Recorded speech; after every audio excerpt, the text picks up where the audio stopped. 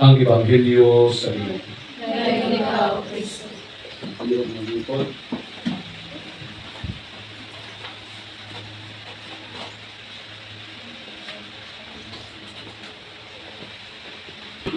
Mga igsoon, ang ato ang Ebanghelyo karon kini sa nagpasidaan ug nagkahinumdum kanato sa mga ilang mga balaod. Kaniadto ang balaod gipadayan na daan ni Moises nya nagtuo ang mga katawhan kaniadto sa pagsuroy-suroy ni Jesucristo naguba sa balaod.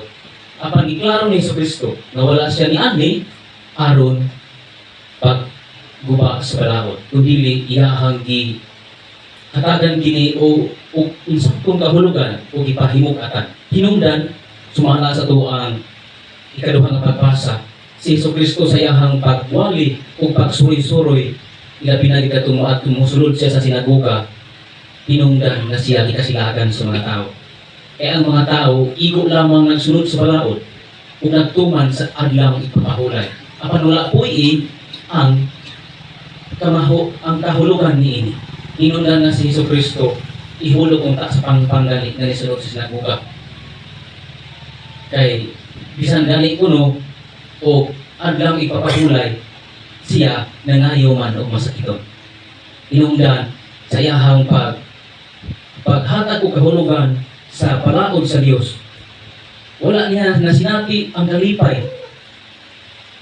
Kung dili kasakit ang iyang nasinati, hinungdan na dani gilansang sa krus. Apan dili lamang kana mga igsuon gilansang sa krus gunitan gihapon sa tuang mga kasalanan. Giingon kaniadto, ayaw panapaw. Ug giingon mo diri ayaw pagpatay. Apan karon giklaro usab ni Jesucristo na bisan ang paghingalan ug kuwanggol, ang paghingalan ug buang, ang pagmaritis, pagdaot sa imong isig ka tao, nakapatay ka na sa iyahang dumo. Dinhi mga igsuon giklaro ni Jesucristo kung unsa ka mahuluganon ang balaod sa Dios. Giingon kaniadto, ayaw panapaw. Apan bisan gani karon, yaha kini gihatagan og ipahimug-atan. Na bisan gani makakita ka usa ka babae nga siksi. Labi na ron ang ato ang social media, download na kayo. Kung ang imong hunahuna dito, lain na, nag-imagine na ka, o dili mao, nakapanapaw ka na.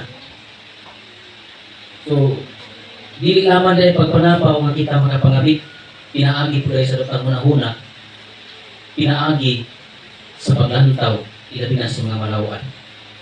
Nantuon ini ka naghisgot o balaod, ang hindi na ito matugkad o nga kinahanglan na kita magpugong sa kaugalingon. Labi ng mga batan pugong kita sa kaugalingon. Kaya, ang dili pagpugong sa kaugalingon, kaya maghisgot o balaod, kinahanglan ang balaod, gusto sa Dios. Karon, ang na-priority, gusto na sa tao. Pinakalang biruan, ng balaod kaniadto, iingon ko ito, go to the world and multiply. Apan karong gipugnan, gigamitan.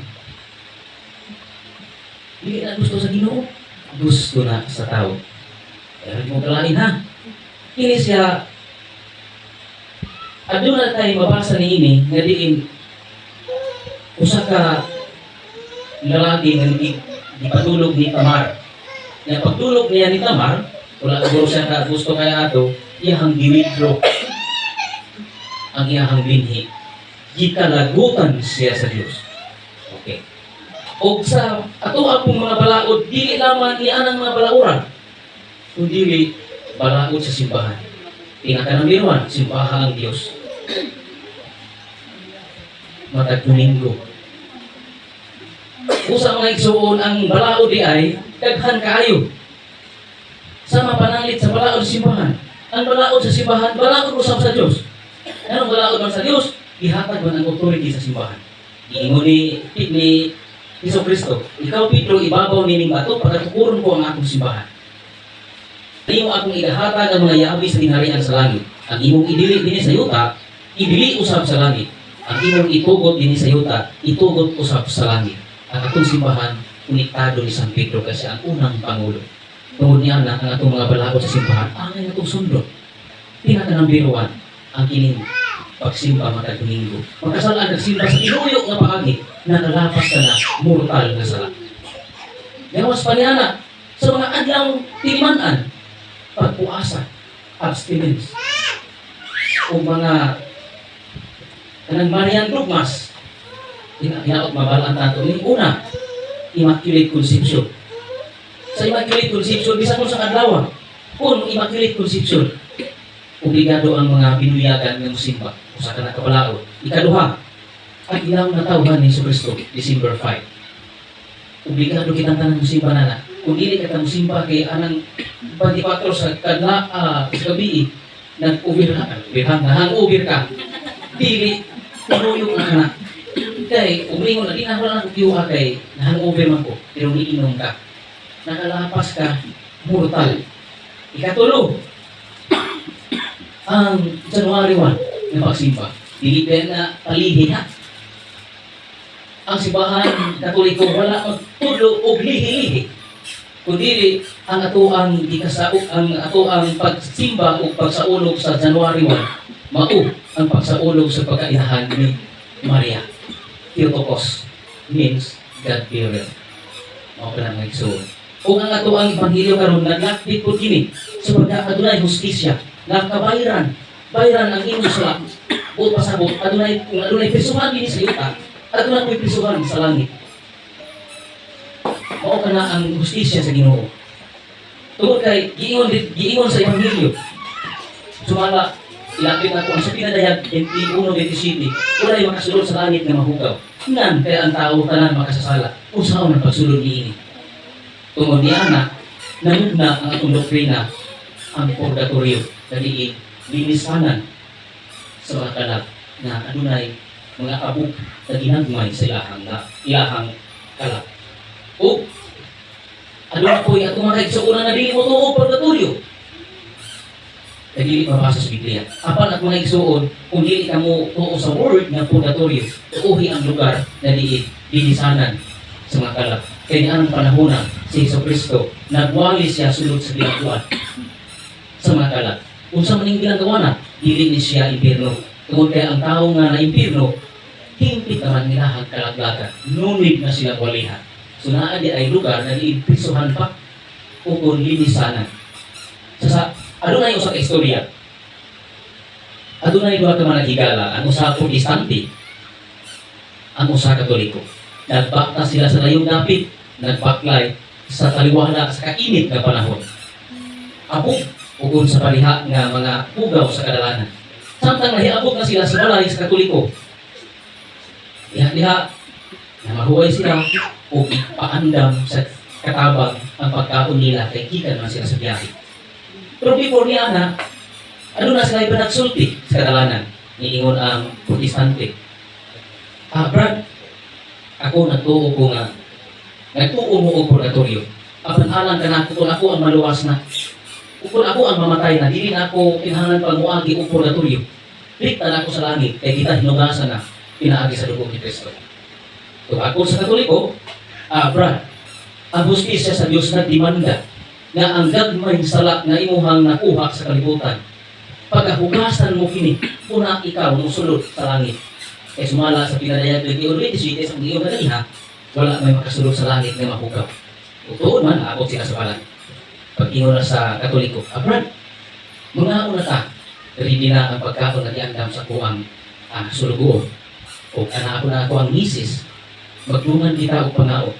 Tuon man, nihangyo ang protestante. Brad, pwede ba na mukha ato sa ako sa inyong banyo? Kay, maghugas o sa ako sa akong buling o abog sa tingin. Maulaw man kung nga matubang sa inyong misis, uy. O diha-diha man, nanghugas siya. Tuon man, nangako na sila. Ingon na ning Katoliko. Si abog na itong Katoliko ha, ingon siya. Dahil, ako wala yung amigo. Protestante ni, pero mas mahadlokon paningimo kaysa Ginoo.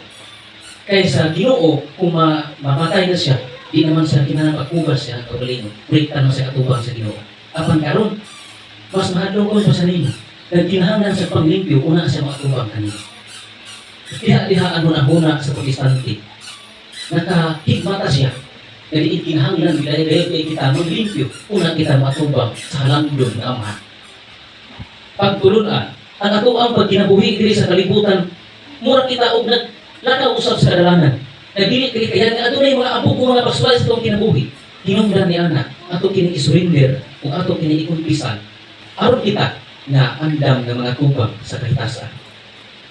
Tungod ni anak, dili kita maghapon mangandoy o purgatorio kay sumala diha sa Isayas 4:4, hashasan ko sila sama sa paghashas sa plata, pinaagi sa kainit sa espiritu, sa kalayo na mawang espiritu.